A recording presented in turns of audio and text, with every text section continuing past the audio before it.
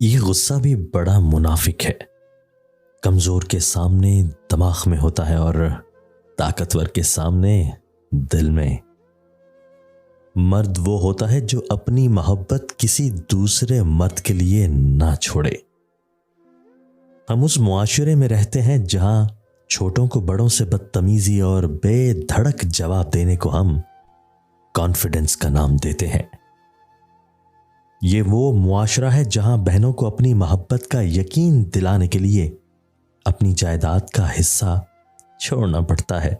ابلیس کا رویہ یہ تھا کہ وہ اپنی غلطی پر شرمندہ نہیں تھا، اور ہمارا رویہ یہ کہ ہم شرمندہ ہونے والے کو ایسا ذلیل کرتے ہیں کہ وہ ابلیس بن جاتا ہے.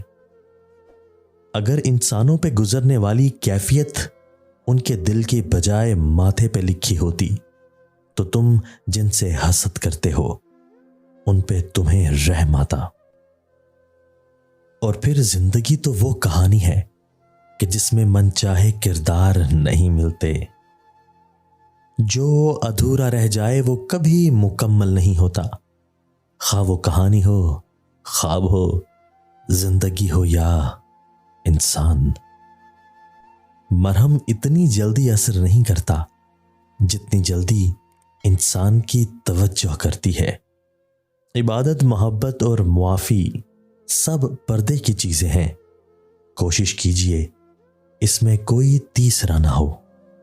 جس عورت کے پاس گفتگو کا اچھا سلیقہ ہو اسے خاموش رہنا چاہیے، کیونکہ اس کی خوش اخلاقی عاشقوں کو جنم دیتی ہے.